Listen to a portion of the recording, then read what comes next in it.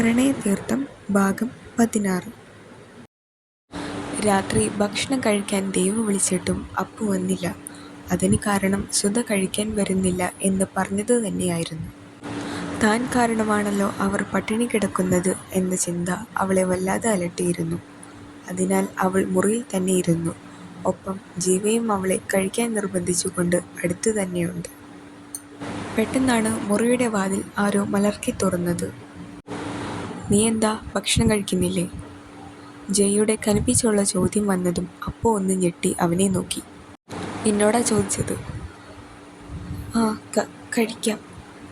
അവൻ്റെ മുഖത്തെ ഗൗരവം കാണെ അവൾ വേഗം പറഞ്ഞു. "എന്നാ വേഗം വാ. ജീവ, നീയും വാ." അടുത്തിരിക്കുന്ന ജീവയോടും കൂടി പറഞ്ഞ ശേഷം അപ്പുവിനെ ഒന്നുകൂടി നോക്കിക്കൊണ്ട് അവൻ അവിടെ നിന്ന് പോയി. "വന്നോ ചേച്ചി, വെറുതെ ഇനിയും ചേട്ടനെ ഇങ്ങോട്ട് വരുത്തിക്കണ്ട."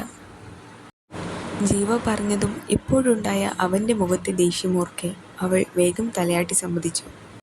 അപ്പുവും ജീവയും കൂടി വന്നതും എല്ലാവരും ഭക്ഷണം കഴിപ്പ് തുടർന്നു. "സുധ വന്നില്ല അല്ലേ ദാമോദര?" മാധവിയമ്മ ചോദിച്ചതും അയാൾ ഇല്ല എന്ന പോലെ തലയാട്ടി. "വേണ്ട, അവൾക്ക് പണ്ടേ വാശി കുറച്ച് കൂടുതലാ. ഒരു നേരം പട്ടിണി കിടക്കുമ്പോൾ പഠിച്ചോളും." അവർ ഈർഷ്യയോടെ പറഞ്ഞതും ദാമോദരൻ അവിടെ നിന്ന് എഴുന്നേറ്റു. "അയ്യോ, ഏട്ടനൊന്നും കഴിച്ചില്ലല്ലോ." "എനിക്ക് മതി ദേവി, വിശപ്പില്ല." ഭാര്യ കഴിക്കാത്തോണ്ടാ ഭർത്താവിന് ഇറങ്ങാത്തത്." അയാൾ എഴുന്നേറ്റ് പോയതും ജീവ അപ്പുവിൻ്റെ ചെവിയിലായി അടക്കം പറഞ്ഞു. എന്നാൽ അതുകൂടി കേൾക്കെ അവൾക്ക് പിന്നെയും വിഷമമായി. "അയ്യേ, ചേച്ചി സങ്കടപ്പെടുകയൊന്നും വേണ്ട. ചേച്ചിയുടെ ഭാഗത്ത് തെറ്റില്ലല്ലോ, പിന്നെന്താ?" അവൾ കണ്ണു ചിമ്മിക്കൊണ്ട് പറഞ്ഞതും അപ്പു ഒന്ന് പതിയെ തലയാട്ടി. എങ്കിലും പിന്നീട് അവൾക്കും ഒന്നും കഴിക്കാൻ തോന്നുന്നുണ്ടായില്ല. പക്ഷേ തൻ്റെ എതിരെ ഇരിക്കുന്നവൻ്റെ ഗൗരവത്തിലുള്ള നോട്ടം കാണെ അവൾ വേഗം പ്ലേറ്റിലേക്ക് തന്നെ തല താഴ്ത്തി കഴിപ്പ് തുടർന്നു. സുധ മുറിയിൽ നിന്ന് പുറത്തിറങ്ങാത്തത് കൊണ്ട് തന്നെ ദേവിയും അപ്പുവും ചേർന്നാണ് ബാക്കി പണികൾ ഒതുക്കിയത്. ഒപ്പം പേരിന് മാത്രമായി ജീവയും. "മോളെ, മറ്റന്നാളാണ് ഉത്സവം. നാളെ മുതൽ നമ്മുടെ മറ്റു ബന്ധുക്കളെല്ലാം വന്നു തുടങ്ങും. കുടുംബക്ഷേത്രത്തിലെ ഉത്സവമായതുകൊണ്ട് തന്നെ വലിയ രീതിയിലൊന്നുമില്ല. എങ്കിലും നാളെ ആളും ബഹളവും ഒക്കെ ആവും." ദേവി പറഞ്ഞതും അപ്പുവിന് ആകെ അസ്വസ്ഥത തോന്നി. എല്ലാവരുടെയും ഇടയിൽ താൻ മാത്രം അന്യ ഒരാൾ. "മോളുടെ ചിന്ത ഒക്കെ എനിക്ക് മനസ്സിലാവും. അങ്ങനെയൊന്നും ചിന്തിച്ചു കൂട്ടണ്ട. നീയും ഈ കുടുംബത്തിലെ തന്നെയല്ലേ." "അതെങ്ങനെ?" പറഞ്ഞു വന്നതും പെട്ടെന്ന് ജീവയുടെ ചോദ്യം കേൾക്കെ ഇരുവരും ഞെട്ടി. അവൾ അവിടെ ഉണ്ടെന്ന ബോധം ഇരുവർക്കും ഉണ്ടായിരുന്നില്ല. "അത് അപ്പോ അവളിപ്പോൾ ഒരു അംഗത്തെപ്പോലെ തന്നെയാണല്ലോ അല്ലേ മോളെ?" അവർ തൻ്റെ ഞെട്ടൽ മറച്ചുകൊണ്ട് പറഞ്ഞതും അപ്പുവും വേഗം അതെ എന്ന പോലെ തലയാട്ടി. അത് കാണെ ജീവയും ഒരു ചിരിയോടെ ശരിവെച്ചു. ഇതേ സമയം മുറിയിൽ കട്ടിലിൽ മലർന്നു കിടക്കുകയാണ് ജയ്. അവൻ്റെ ചിന്തകൾ പല വഴി സഞ്ചരിച്ചുകൊണ്ട് ഒരുവളിലേക്ക് മാത്രമായി വന്നു നിന്നു. എന്തോ എത്രയൊക്കെ വേണ്ടെന്ന് വെച്ചിട്ടും അകറ്റി മാറ്റാൻ നോക്കിയിട്ടും അവൾ പിന്നെയും പിന്നെയും മനസ്സിലേക്ക് തന്നെ വന്നു കയറുകയാണല്ലോ എൻ്റെ ദൈവമേ. ഇന്ന് തൻ്റെ നെഞ്ചിൽ കിടന്ന് കരഞ്ഞവളെക്കുറിച്ച് ഓർക്കെ അവൻ്റെ കൈകൾ ആ ഷർട്ടിലേക്ക് വന്നു നിന്നു. ഒപ്പം ചുണ്ടിലായി അവൾക്ക് മാത്രമായി ഒരു നേർത്ത ചിരി വിരിഞ്ഞു. "എന്താണ് മോനെ, ഒരു നെഞ്ചു തടവലും ഒരു പ്രത്യേക ചിരിയുമൊക്കെ?" മുറിയിലേക്ക് വന്നുകൊണ്ട് ജിത്തു പറഞ്ഞതും ജയ് ഒന്ന് ഞെട്ടി. "നിനക്ക് ഉറക്കമൊന്നുമില്ലേ?" അവൻ തൻ്റെ പരിഭ്രമം മറച്ചുകൊണ്ട് ചോദിച്ചതും ജിത്തു ഒന്ന് ഇരുത്തി ചിരിച്ചു. "ഉറക്കമില്ലാത്തത് എനിക്കാണോ അതോ വേറെ ചിലർക്കാണോ എന്ന എൻ്റെ സംശയം." "കൂടുതലിട്ട് ഉരുട്ടണ്ട." ജയ് എഴുന്നേറ്റിരുന്നു കൊണ്ട് പറഞ്ഞതും ജിത്തു വേഗം അവിടെ ഇരുന്നു. "കാര്യം എനിക്ക് ഏറെക്കുറെ മനസ്സിലായി. മനസ്സിൽ കയറി അങ്ങ് പിടിച്ചല്ലേ?" അവൻ ഒരു കള്ളച്ചിരിയോട് ചോദിച്ചതും ഒരു പൊട്ടിത്തെറി പ്രതീക്ഷിച്ചവന് പകരം കിട്ടിയത് അതേ കണക്കൊരു ചിരിയായിരുന്നു. "എടാ നാറി, അപ്പോൾ നിനക്ക് ശരിക്കും അപ്പുവിനെ ഇഷ്ടാണോ?" അവൻ പകപ്പോടെ ചോദിച്ചതും ജയ് ഒരു ചിരിയോടെ ദൂരേക്ക് നോക്കി. "എൻ്റെ ഭാര്യയല്ലേ, എനിക്കിഷ്ടപ്പെട്ടൂടെ?" അവൻ കുസൃതിയോടെ പറഞ്ഞതും ജിത്തു അവനെ വാ പൊളിച്ചു നോക്കി. "എൻ്റെ ദൈവമേ, ഇവന് വല്ല തലക്കടിയും കിട്ടിയോ?" "അതൊക്കെ പോട്ടെ, അല്ല ഈ കാര്യം നമുക്ക് ബാക്കിയുള്ളവരെ അറിയിക്കണ്ടേ?" ജിത്തു അവനോട് ചോദിച്ചതും ജയ് അവനെ എന്തെന്ന പോലെ നോക്കി. റിനു, ദീപു, ആൽബി, ഇതുവരെ നമ്മളാരും ഒന്നും പരസ്പരം മറച്ചു പിടിച്ചിട്ടില്ല. ഇതിപ്പോൾ അറിയുമ്പോൾ എന്താകുമോ എന്തോ. ശരിയാണ്, ഇനിയും അവരിൽ നിന്ന് ഇതെല്ലാം മറച്ചു വെക്കുന്നത് ശരിയല്ല. അപ്പു ആരാണെന്ന് അവരോട് പറയണം. ജിത്തു പറഞ്ഞതും അവൻ സ്വയമേ മനസ്സിലോർത്തു. അല്പം കൂടി കഴിഞ്ഞതും ഇരുവരും ചിന്തകളെല്ലാം മാറ്റിവെച്ച് ഉറങ്ങാൻ കിടന്നു. എന്നാൽ ജയയുടെ ചിന്ത പിന്നെയും അവളിലേക്കെത്തി. അവളെക്കുറിച്ച് ഓരോന്ന് ഓർത്തും ചിന്തിച്ചുമെല്ലാം മെല്ലെ അവനും മയക്കത്തിലേക്ക് വീണു. പിറ്റേന്നു മുതൽ എല്ലാവരും നല്ല തിരക്കിലായിരുന്നു. സുധയുടെ മുഖത്ത് ഇപ്പോഴും ഒരു കനമുണ്ടെങ്കിലും ആരും അത് വലിയ കാര്യമാക്കിയില്ല. ഉച്ചയോടടുത്തതും ചില ബന്ധുക്കൾ കൂടി തറവാട്ടിലേക്ക് എത്തി. ദേവി നല്ല തിരക്കിലാണല്ലേ? നിഷുൻ്റെ വല്യച്ഛൻ്റെ മകൾ ശ്രീജ അങ്ങോട്ട് വന്നുകൊണ്ട് ചോദിച്ചതും ദേവി ഒന്ന് ചിരിച്ചു. ഇതാര്, ശ്രീചേച്ചിയോ? വാ. അവർ ഒരു ചിരിയോടെ അങ്ങോട്ടേക്ക് വന്നതും അവരുടെ കണ്ണുകൾ ദേവിയുടെ അടുത്തായി നിൽക്കുന്ന അപ്പുവിലേക്കെത്തി. എങ്കിലും അവർ അപ്പോഴൊന്നും ചോദിച്ചില്ല. എന്തൊക്കെയുണ്ട് ദേവി? വിശ്വൻ അമ്പലത്തിലേക്ക് പോയി കാണുമല്ലേ? ആ ചേച്ചി, അവരൊക്കെ രാവിലെ തന്നെ പോയതാ. അല്ല, ചേച്ചി മാത്രമേ ഉള്ളൂ? അഭിമോള് വന്നില്ലേ? ആ, വന്നിട്ടുണ്ട്. അവളെ സുധ വിടാതെ പിടിച്ചേക്കുക. രണ്ടും കൂടി അവിടെ നിന്ന് സംസാരിക്കുന്നുണ്ട്. അവരുടെ നോട്ടം പിന്നെയും അപ്പുവിലേക്കെത്തി. ഇതേതാ ദേവി ഈ കുട്ടി? ആ, ഇത് വിശ്വടൻ്റെ കൂട്ടുകാരൻ്റെ മകളാ, അപർണ. മോളെ, ഇത് ശ്രീചേച്ചി, വിശ്വടൻ്റെ വല്യച്ഛൻ്റെ മകളാ. ദേവി ഇരുവരെയും പരസ്പരം പരിചയപ്പെടുത്തിയതും അപ്പു അവരെ നോക്കി നന്നായി ഒന്ന് ചിരിച്ചു. അവരും അവളെ നോക്കി ഒന്ന് ചിരിച്ചെങ്കിലും അതിന് വലിയ തെളിച്ചമുണ്ടായില്ല. കണ്ണൻ എവിടെ അമ്മായി? പെട്ടെന്ന് അടുക്കളവാതിൽക്കൽ ഒരു ശബ്ദം കേട്ടതും അപ്പുവിൻ്റെ കണ്ണുകൾ ആ പെൺകുട്ടിയിൽ പതിഞ്ഞു. വെളുത്തു മെലിഞ്ഞ് ഇടതൂർന്ന മുടിയുമായി നിൽക്കുന്ന ഒരു പെൺകുട്ടി. ഏകദേശം 22 വയസ്സ് തോന്നിക്കും കണ്ടാൽ. ആഹാ, ഇതാര്, അഭിരാമിയോ? ദേവിയുടെ ശബ്ദമാണ് അപ്പുവിനെ ചിന്തകളിൽ നിന്നുണർത്തിയത്. സുഖല്ലേ മോളെ? ആ, അതെ അമ്മായി. കണ്ണനെ കണ്ടില്ലല്ലോ. ഓ, ഈ പെണ്ണിന് കണ്ണനെ കാണാതെ ഇനി സമാധാനം കിട്ടില്ലെന്നാ തോന്നുന്നേ. സുധ അങ്ങോട്ടേക്ക് വന്നുകൊണ്ട് ചിരിയോടെ പറഞ്ഞതും ശ്രീജയും ഒന്ന് ചിരിച്ചു. അത് കാണെ അഭിരാമി വേഗം നാണത്തോടെ തല താഴ്ത്തി. എന്നാൽ ദേവി മാത്രം അതിനു കഷ്ടപ്പെട്ടൊന്ന് ചിരിച്ചു.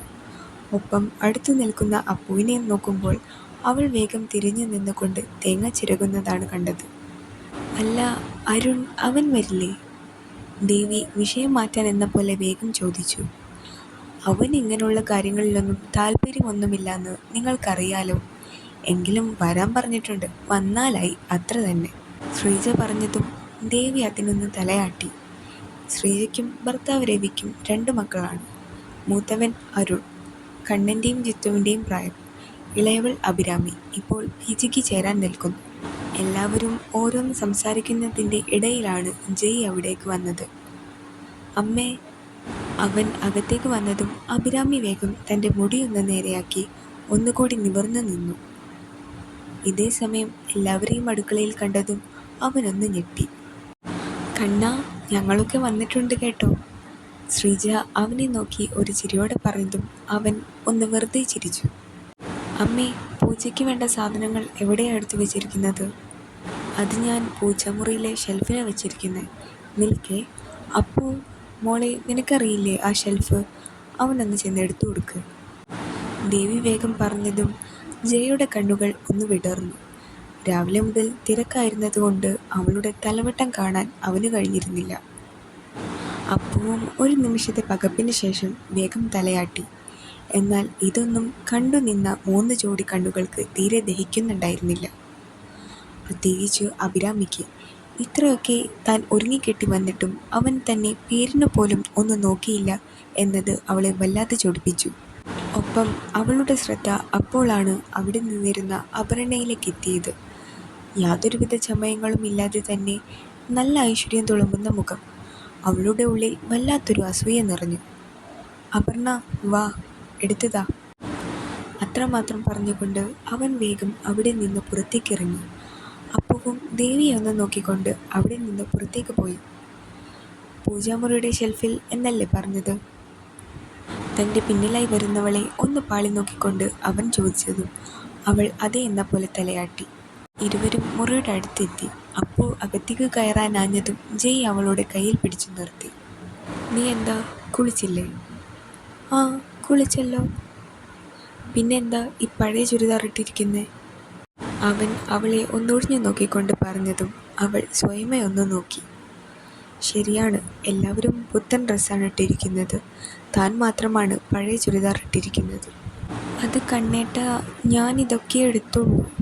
നിനക്കിവിടെ ഉത്സവം ഉണ്ടെന്ന് അറിയുന്നതല്ലേ, പിന്നെ എന്തിനാ ഈ പഴഞ്ചൻ സാധനമൊക്കെ ഇങ്ങോട്ട് കൊണ്ടുവന്നത്?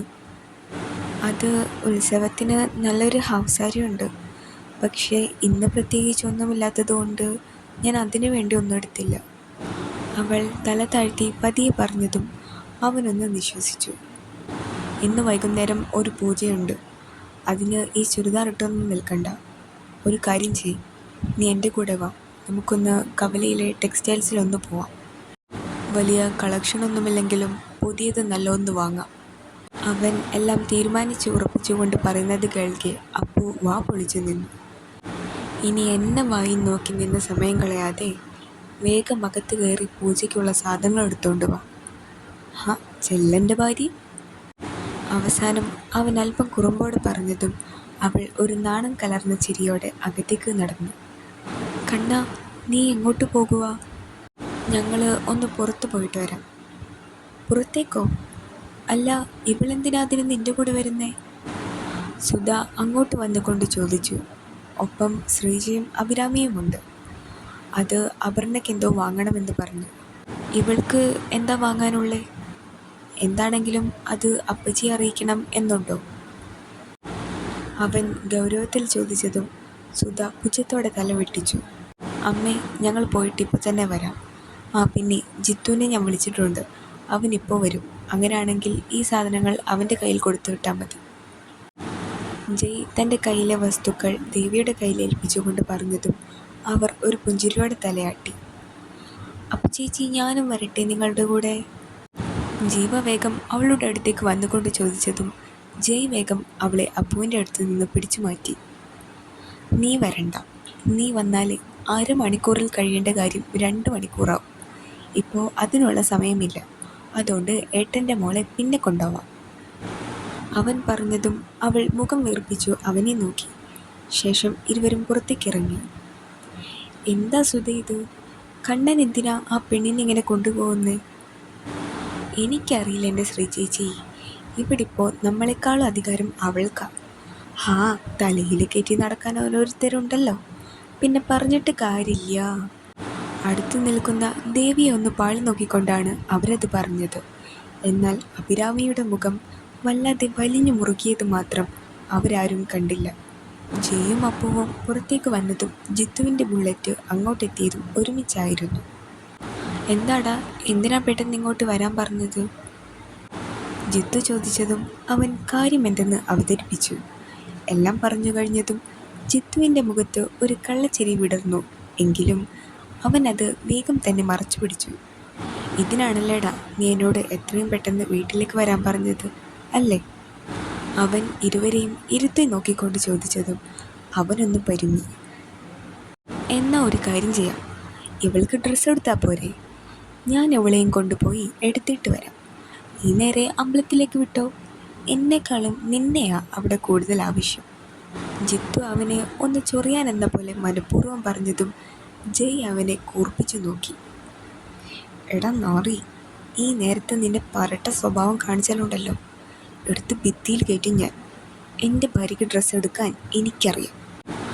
അവൻ ജിത്തുവിന് മാത്രം കേൾക്കാൻ പാകത്തിന് പല്ല് ഞെരിച്ചുകൊണ്ട് പറഞ്ഞതും ജിത്തു വെറുതെ റിസ്ക് വേണ്ട എന്ന പോലെ വേഗം ബുള്ളറ്റിൽ നിന്നിറങ്ങി താക്കോൽ അവൻ്റെ കയ്യിലേക്ക് വെച്ചു കൊടുത്തു ഭവ്യതയോടെ മാറി നിന്നു.